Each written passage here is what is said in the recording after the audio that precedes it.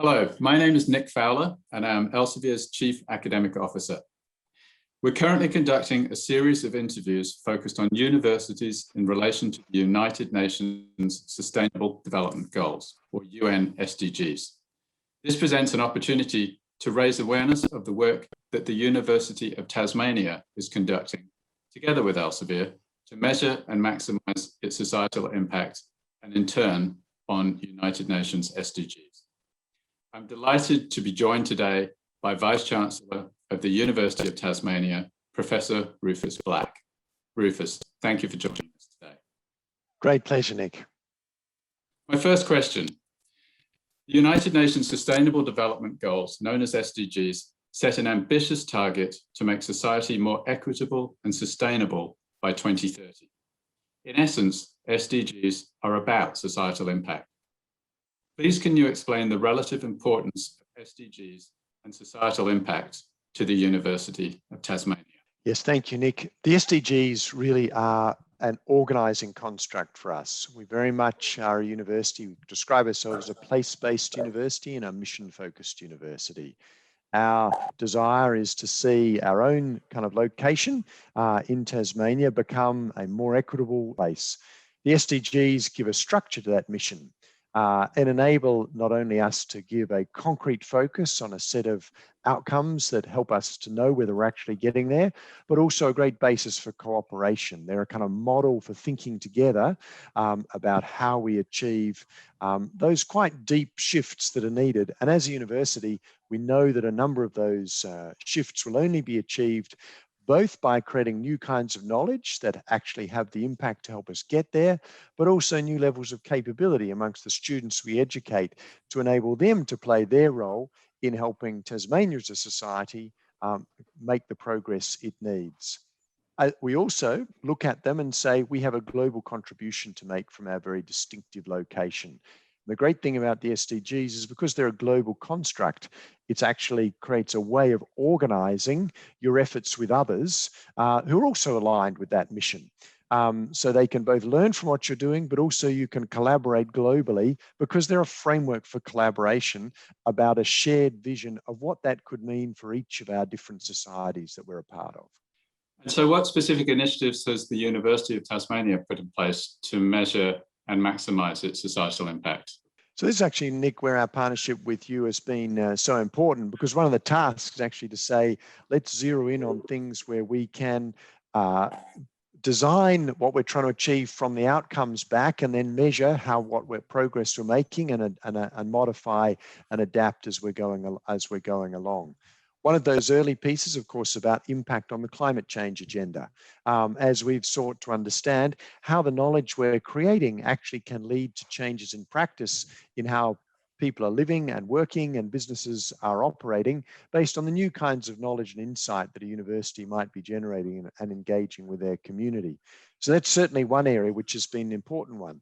More recent focus has actually been on the critical issue of high blood pressure.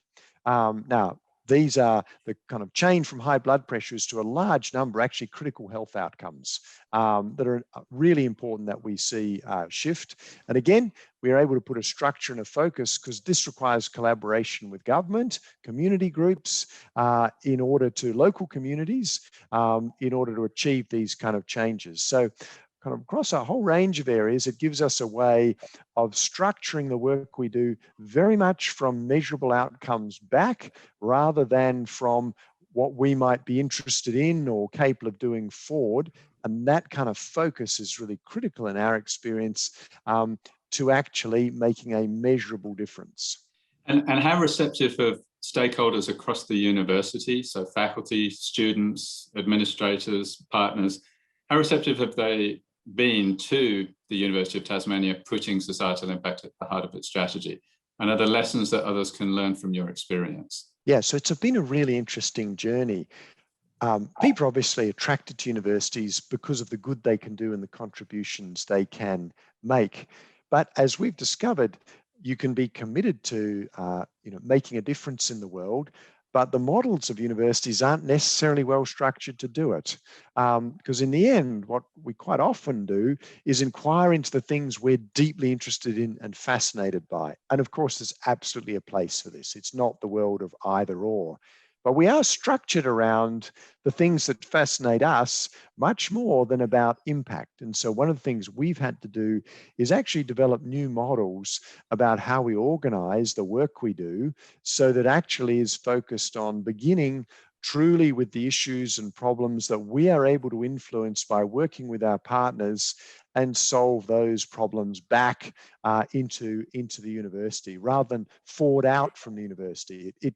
The models of application or transfer have implicitly the notion you create something that you send out and give to others. Whereas what we've discovered for true impact is you actually have to start from what others need and the impact that you're collectively trying to work on back in. So even the most basic mental models, let alone organizational constructs, the incentives we create, all of the things that help organize effort, they do need to be realigned. So that leads to my next question about timeframes, given the implications of realignment, and given the time frame that it takes to achieve societal impacts and the numerous factors that contribute, so beyond the university, how will you know if the University of Tasmania is succeeding and ultimately has succeeded in achieving its goals? So in the end, we'll know whether, ultimately we know because whether those goals we're seeking to shift are actually moving. And that's why the kind of measurement piece really does create a proper sense of accountability, because either we are seeing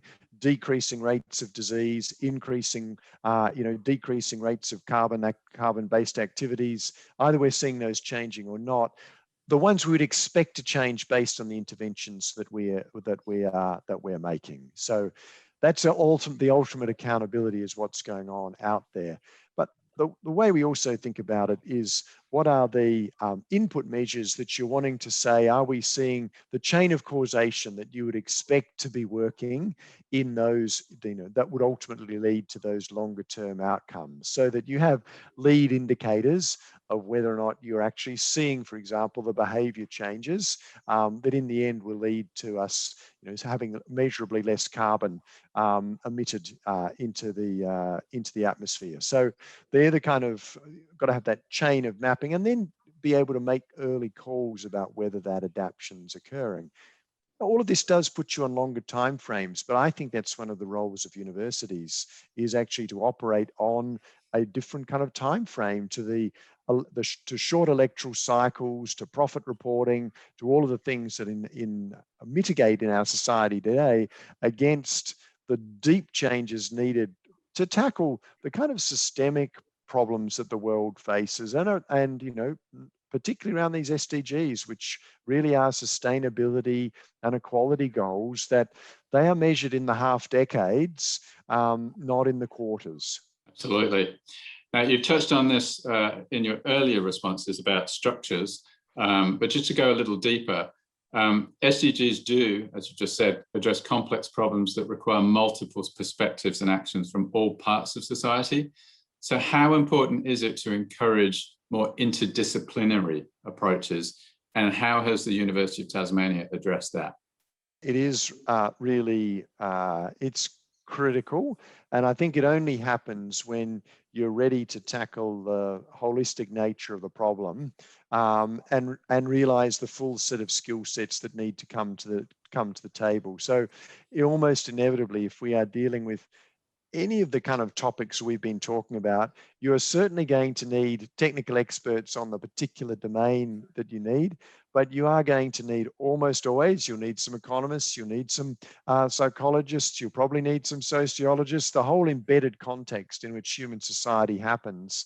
Unless we're attending to all of that around it in the very design and execution of it, we're probably not going to achieve what we're looking for. And we've seen too many examples of where people come up with really good technical solutions and they fail to get traction because actually the broader social change needed for the adoption of new knowledge or the application of new skill is a critical part of it. So you have to design for that from the beginning. And that's hard to do if you have this sort of supply push model rather than that external kind of, let's focus our efforts multidimensionally on the shape of the problem as we fully understand it, and always assume that it will be multidimensional. And if for some reason we think it's not, it's probably just because we're not looking hard enough. And exploring that theme as well about the push model, it's often argued that research is primarily written for fellow academics, often becoming lost in translation when reported out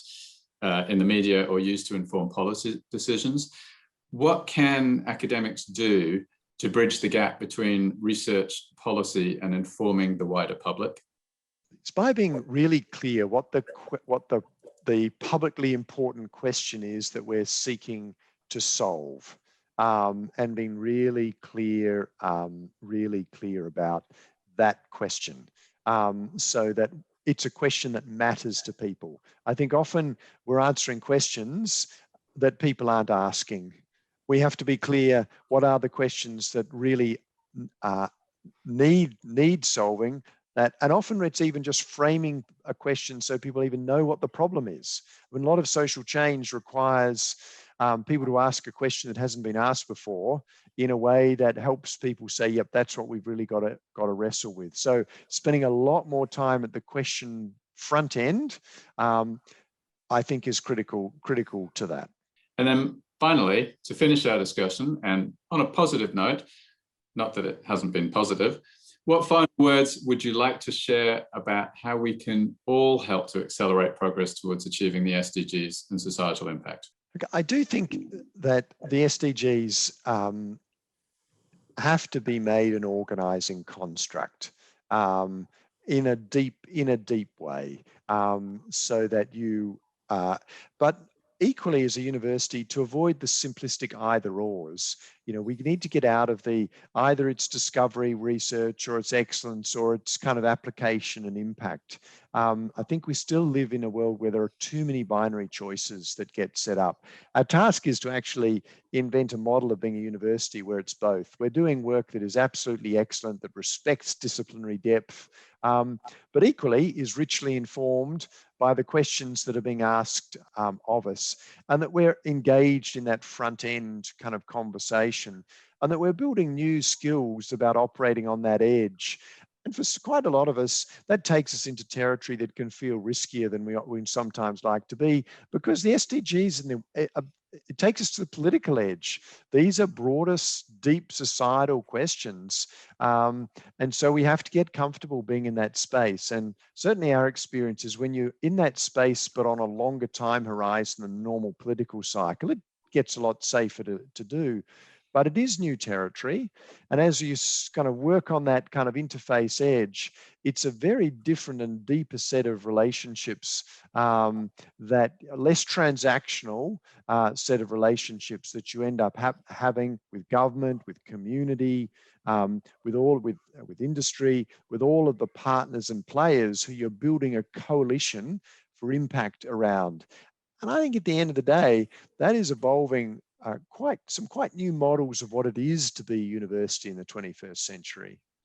Thank you, Rufus. I have to say this is a really inspiring conversation. It's wonderful to work with the University of Tasmania. I think you are truly distinctive to the extent to which you're putting societal impact and SDGs at the heart of your strategy. Thank you for your time today, and Elsevier looks forward to continuing our collaboration with the University of Tasmania. And thank you, Nick. And that collaboration has been critical to the work that we've been doing. So it's one we highly value, and love your kind of focus on helping drive this mission forward globally. Thank you very much.